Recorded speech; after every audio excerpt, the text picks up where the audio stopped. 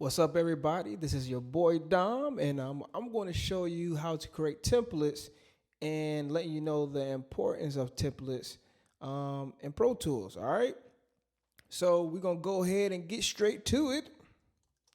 All right, let's go ahead.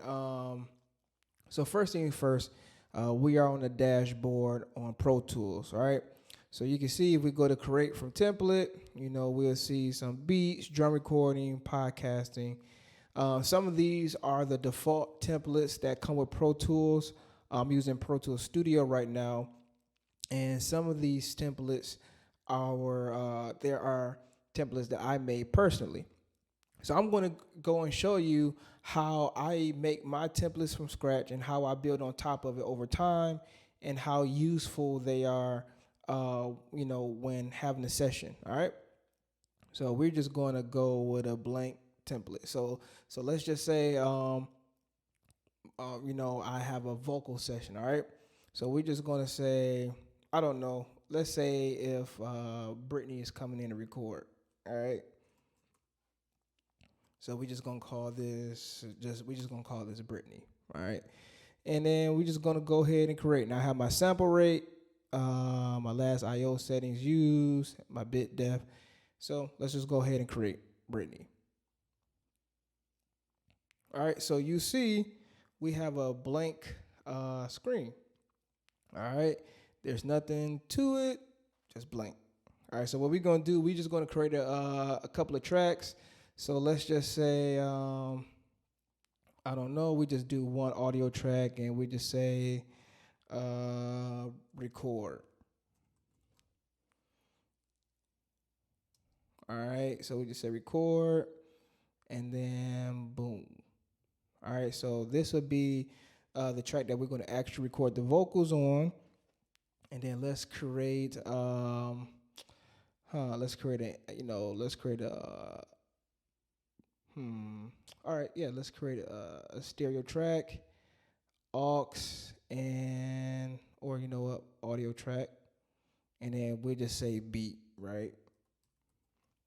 So she have her own beats, her own stems, and we'll just import that in, and then boom, just like that. And then let's just say, just for the record, we just create a stereo track, master fader, bam. Cool.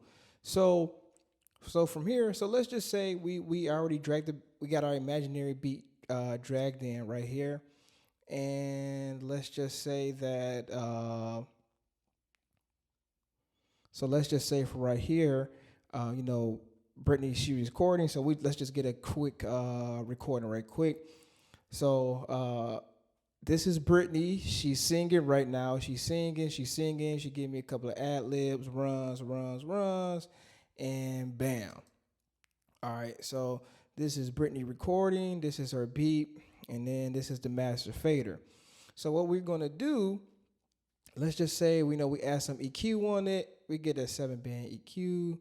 And then let's just say we get a compressor. Let's say we add the smack on there. And then just from there, then then just for the record, let's I know I'm being a little fancy, but let's add a mix bus. So we create an aux track, and let's just say that's the mix bus. All right, boom. All right, so here's the mix bus. We throw in our let's say we just throw a limiter on there, right? Let's get the maximum, and bam. And then let's say Brittany say, okay, that sounds good. Everything mixed and everything sounds good. All right. So now what we're gonna do from here. So now we say Brittany's session is done, but I would like to use this for another session. Well, what we can do. Let me go backwards. We can save it. Let's save it. You got to save it because what I'm about to do next, I don't want nobody to delete anything. And then they come inboxing me saying, hey, bro, hey, you messed up my recording. I deleted it. I can't undo it. You messed me up. Make sure it's saved first before you do what I'm about to do next. So what we're going to do, we're going to make sure everything is bypassed. You cannot change it. Bypass. Okay, got you. Oh, that's kind of weird, though. These already bypassed. Oh, oh, got you. I got a low latency mode. That's all right. That's all right. So it's already bypassed. So we're gonna go ahead and bypass the limiter as well, and then we're gonna delete. We're gonna delete the track. Now, mind you, it's already been saved, right? So we're just gonna go ahead and delete that. Boom, delete.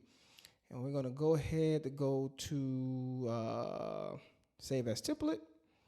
Now, we're not going to name it as Brittany because, mind you, we want to use this template going forward, right? We want to use this kind of like breakdown going forward.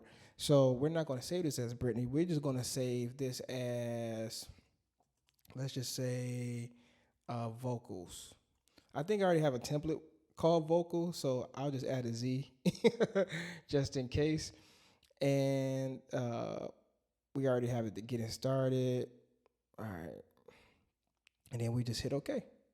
Boom, just like that.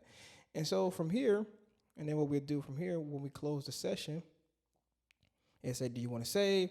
No, we don't want to save because technically we already saved. We already saved the WAV files. We already saved like the plugins, and everything is bypassed, right?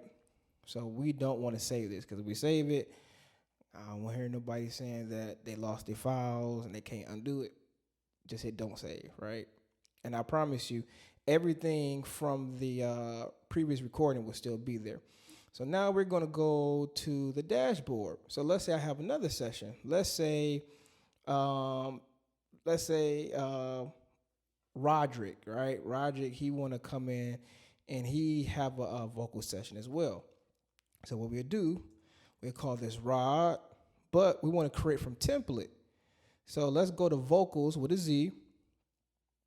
All right, so we're going to start from there, and then we're going to create. Just like that. Now, I could have sworn I bypassed those plugins. All right, I think it's because the low latency mode I have on currently, so you won't hear like, my voice doubled when I hit the record button. So, as you can see, we have the same inputs, outputs. We have the same exact plugins.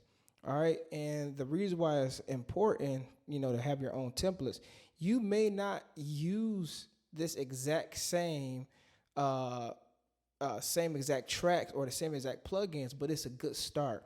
And you can build on top of it.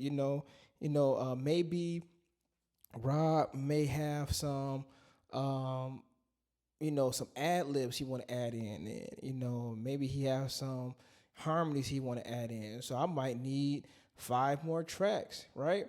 But then you can do the same thing that you did for Brittany's, right? You can go ahead and save it, save all of your plugins and everything, and then when you come into your next session, you already have ad libs added. You already have your harmonies added, and it just makes it much more easier. Now, there's a lot of people that have templates for sale, and with the plugins already added, and those are dope as well. Currently, I'm not selling any templates, but there are some people, across YouTube and across online that have their own templates, and those are very dope to have as well. But for the sake of time and the sake of money, experiment, play with your own templates. Have your own style, and then if you want something different, you want a different sound, or you want like a different type of recording technique, then you can go from there. So just play around, and that's really the main importance of having templates. It speeds up your workflow. You don't have to keep worrying about making tracks for a client after client, or even if you're mixing and mastering and somebody send you stems, you already have the layering and the tracks already prepared to import those stems. You might have this template is for like a 10-piece band, or this template is for like somebody wants you to mix and master their previous recorded tracks already, and you already have it set. So I hope you all find this helpful. If you did find this helpful, definitely hey, give a brother a like and subscribe. We're a growing channel. We're going to try to be consistent, and things that I learned, I will definitely share it with you as well. So, hey, you know what? This is your boy Dom, and we out. All right.